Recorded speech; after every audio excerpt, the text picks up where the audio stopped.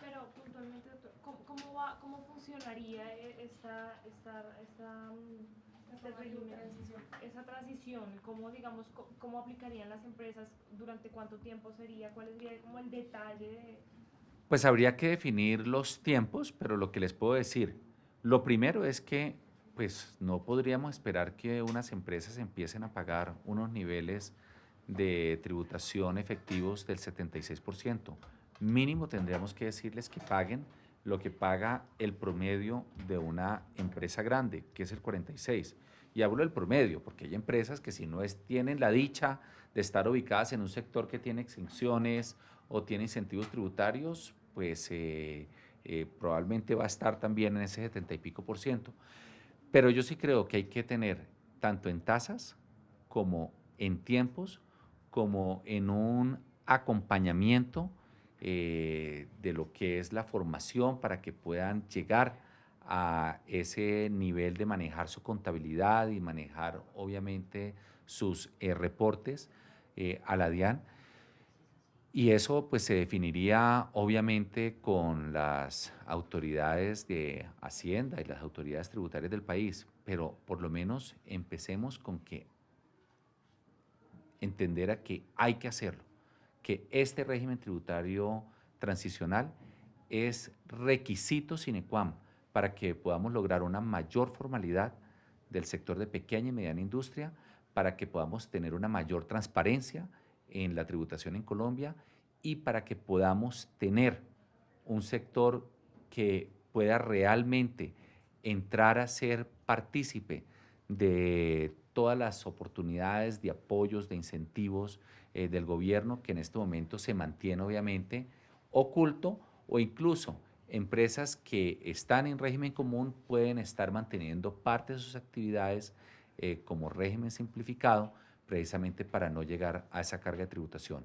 Entonces, buscaríamos que formalizar a las empresas que no están y lograr que las empresas que ya están en régimen común, pero que tienen parte de su actividad en la informalidad, se formalicen también. ¿A qué, digamos, indicadores esperan ustedes llegar para formalizar cuántas empresas o cuál es el porcentaje de informalidad en este momento?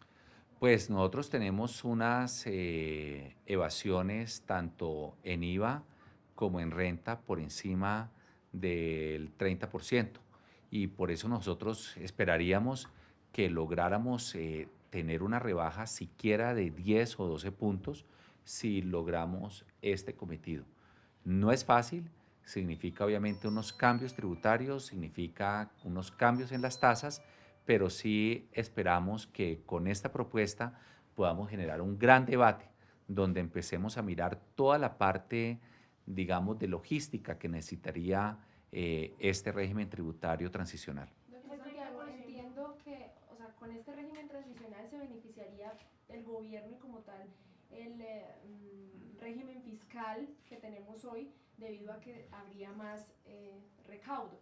Pero entonces el gobierno también tendría que dar algunos lineamientos para que no sea tan costoso en una empresa, porque precisamente si están en el régimen simplificado es porque es más conveniente hoy para la economía de una empresa. Entonces al pasar al régimen común, ¿qué iniciativas o qué incentivos tendría el gobierno para que estas empresas no se le haga costoso en la carga tributaria? Lo primero, acompañar este régimen tributario transicional con unas tasas diferenciales en los impuestos, especialmente en el impuesto de renta. Más o menos como por... No, pues tendríamos que definirlo obviamente dentro de la discusión, pero mientras sigamos pretendiendo que estas empresas van a empezar a pagar el 76% de su utilidad operacional, pues estamos completamente en un mundo irreal.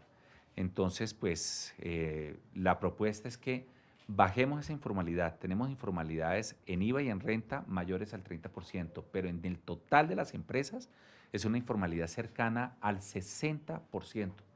Eso está muy por encima del promedio de países con economías similares a las nuestras, y sería la mejor forma de lograr una transparencia, pero también acompañar un sector que está en informalidad, no necesariamente porque quiera estar, sino porque ese cambio y ese salto es un salto de garrocha que es imposible para sus finanzas. ¿Eso es 60% el total y el 30% es pymes? No, 60% de las empresas. Sí. No, pues te buscaríamos cuál es el componente por empresa. Ok, sí, ya. Ese porcentaje de evasión, ¿cuánto dinero representa?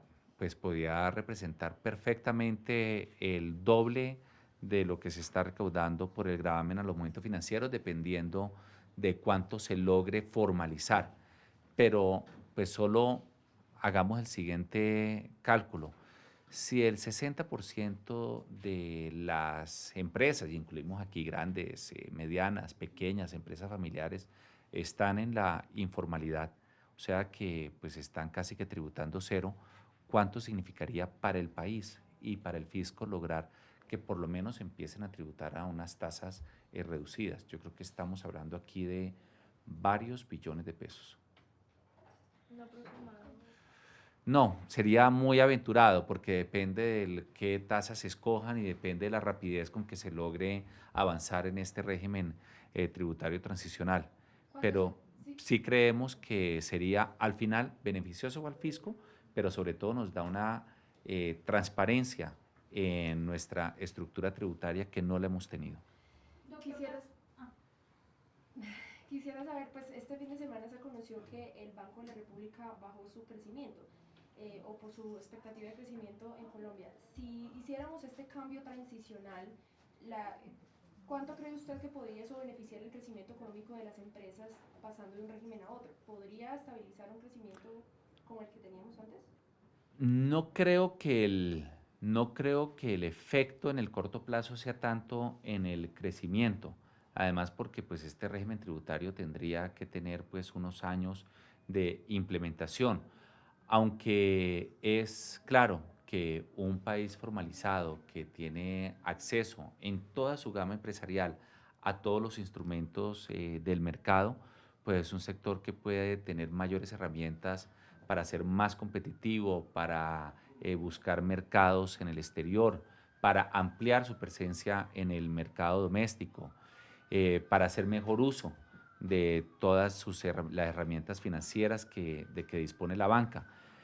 No creo que eso vaya a tener un efecto en el crecimiento de este año, pero les puedo decir, el Banco de la República sigue teniendo unas expectativas de crecimientos por encima del 3%, lo cual para nosotros es un comportamiento de la economía bastante saludable dentro del contexto global y sobre todo mirando el contexto de América Latina y el Caribe.